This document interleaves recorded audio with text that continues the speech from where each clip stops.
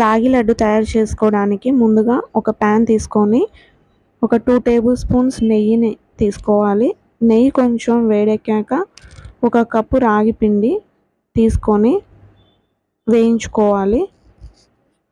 లో ఫ్లేమ్లోనే వేయించుకోవాలండి. రాగి పిండి అడుగంటకుండా చూసుకోవాలి, మాడితే టేస్ట్ మారిపోతుంది. ఈ లడ్డు ప్రిపరేషన్లో రాగి పిండి వేయించుకోవడమే ఎక్కువ టైం తీసుకుంటుంది, మిగతాదంతా ఈజీ ప్రాసెసే. రాగి పిండి కలర్ చేంజ్ అయ్యే వరకు వేయించుకోవాలి. లో ఫ్లేమ్లోనే వేయించుకోవాలండి. పచ్చివాసన పోయే వరకు రాగి పిండిని కలుపుతూ వేయించుకోవాలి. ఇలా కలర్ చేంజ్ అయిన రాగి పిండిని ఒక ప్లేట్లోకి తీసి పక్కన పెట్టుకుంటున్నాను. అదే ప్యాన్లోకి ఒక కప్పు పల్లీలు యాడ్ చేసుకోవాలి. పల్లీలు కూడా వేయించుకోవాలి. ఈ పల్లీల్ని కూడా పక్కకు పెట్టుకోవాలి. ఇప్పుడు తగినంత బెల్లాన్ని తీసుకుంటున్నాను. కొలతలేం కాదండి, మనకి స్వీట్ ఎక్కువ తినేవాళ్ళు ఎక్కువ తీసుకోవచ్చు.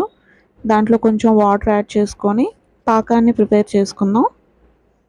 ఇలా అడుగంటకుండా కలుపుకోవాలి. ఇప్పుడు ఒక మిక్సీ జార్లోకి కట్ చేసి పెట్టుకున్న ఎండు కొబ్బరిని తీసుకుంటున్నాను, ఇలాచీని తీసుకున్నా.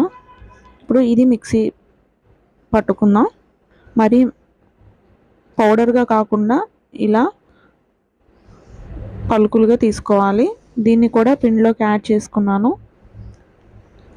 ఇప్పుడు చల్లారిన పల్లీల్ని తీసుకొని దాన్ని కూడా మిక్సీ పట్టుకోవాలి. అది కూడా మరీ పౌడర్గా కాకుండా కొంచెం బరకగా మిక్సీ పట్టుకోవాలి.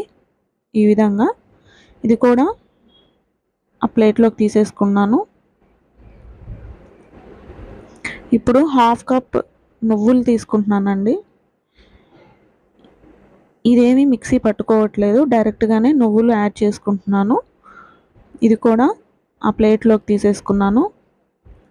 ఇప్పుడు ఇది మొత్తాన్ని ఒకసారి కలుపుకుందాం.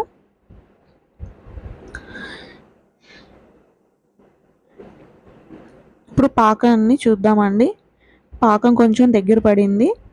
పాకంలో నలకలు ఏమీ లేకుండా స్ట్రైనర్తో వడకట్టుకుంటున్నాను.